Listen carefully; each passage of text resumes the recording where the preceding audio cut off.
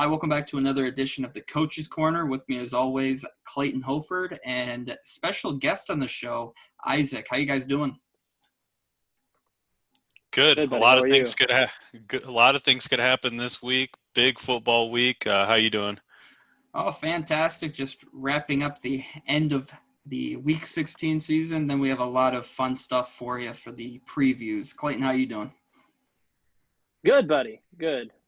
Good. So today we're going to be reviewing or recapping the somewhat shocking Jets win over the Browns. I mean, I know that the reason why I say somewhat is, Baker struggled a little bit, but, his receivers were out. Like, his top three guys were out. So, it made sense. But I think the biggest thing that surprised me was that, you didn't get really any production out of your running backs, who you could argue are one of the best, if not the best 1-2 punch in the NFL with Nick Chubb and Kareem Hunt. I mean, I think that's just the fact of the matter.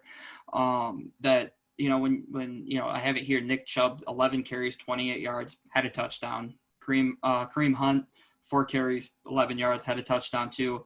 But at the end of the day, you're not running the football, so it puts more pressure on Baker Mayfield.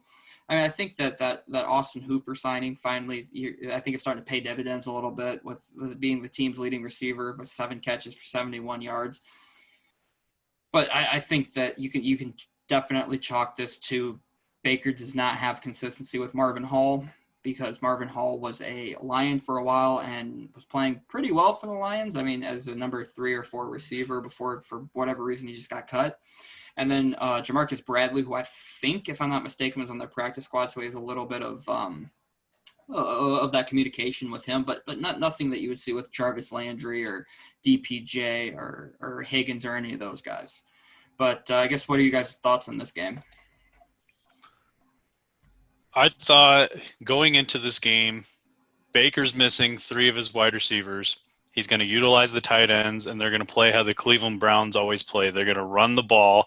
Yeah, Chubb was averaging 2.5 carries or 2.5 yards per carry, but I think if they would have stuck with their game plan and just, kept feeding Chubb, kept feeding Kareem Hunt, maybe even throw some screen plays, get their best players involved, I think they would have came out with a victory. I was kind of confused why, Baker Mayfield is throwing 53 times to guys that he doesn't really have a connection with outside of the tight ends.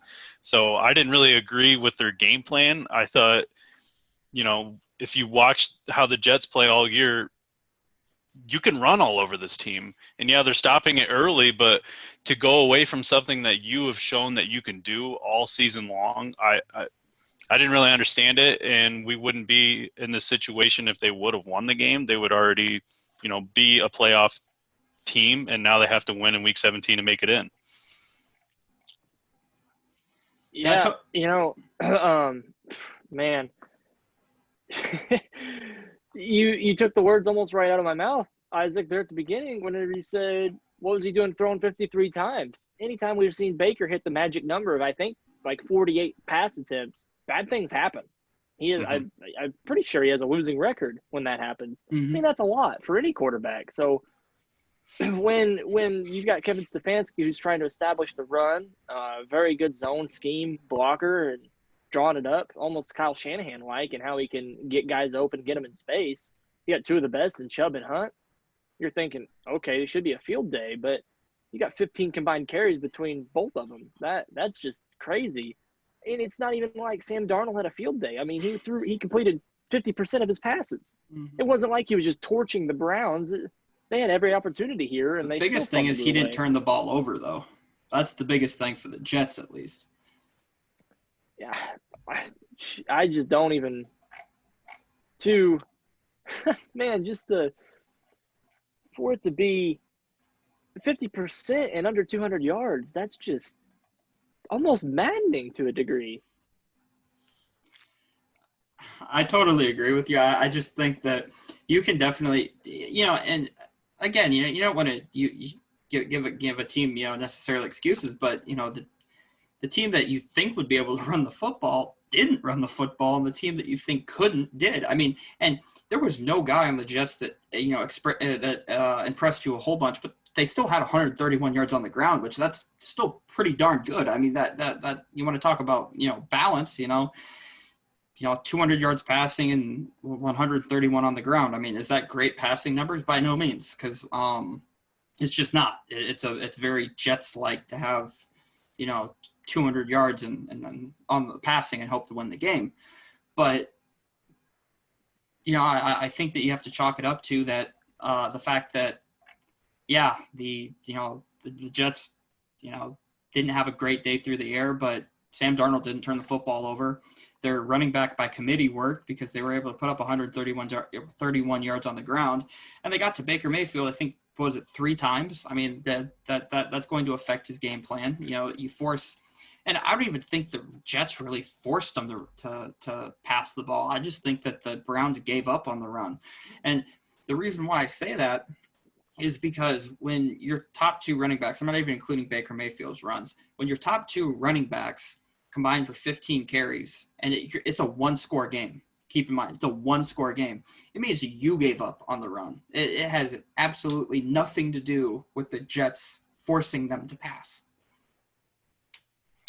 Yeah, I just can't get over the fact that they threw the ball 53 times with their top 3 wide receivers out. It doesn't make a whole lot of sense, and we've touched on it. They didn't run the ball. There was never a point in the game, like you said, that they needed to pass more. Like, they were always, right there. I mean, they were down early, but there was plenty of time left. They strayed away from Cleveland Browns football, and it's come at the right time. It looks like they don't want to make the playoffs. There's going to be another year with the Browns out of the playoffs. No one's going to be shocked from it. And the Jets, they won in that fluke game against the Rams the week prior. They don't have to tank anymore. I mean, those guys, they're getting paid. They have jobs that they want contract extensions. They play for their careers. They're not going to go out and try to lose that game. So it seemed like the coaching was a little bit more there. They had that one win, and they threw in that trickery play with Jamison Crowder throwing that touchdown. So it looked more like a game where they tried to win. Yeah, they found a way to win and not lose games. What a way to end 2020, fellas. You can't help but laugh just a little bit, though, because you're in the driver's seat for Trevor Lawrence the entire year. And it gets down to the stretch, the final 3-4 games, where it's, okay, if you're a Jets fan, you're thinking, it'll all be worth it when we say his name as the number 1 draft pick, Trevor Lawrence. It'll all be worth it. And they can't even lose correctly. They can't win, and now they can't lose either. So it's like, being a Jets fan is just pure misery. I mean, I said this in the group chat, but I'll say it on here too. If somebody came up to me and said, you could be a Jets fan or I could shoot you in the leg right now, I'd say, what caliber bullet's going to go through my thigh? Because that's what I pick. I just want to know beforehand how big the hole's going to be, because I don't want that kind of misery. I can stop the bleeding with that, but that's 20, 30 years worth of me dead on the inside being a Jets fan.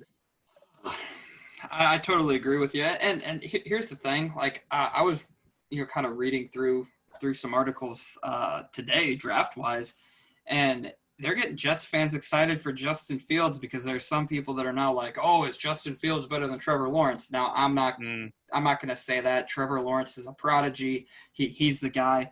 But they're just making Jets fans more optimistic for Justin Fields, I guess, and not Penny Sewell or whomever or Zach Wilson or whoever they want to go.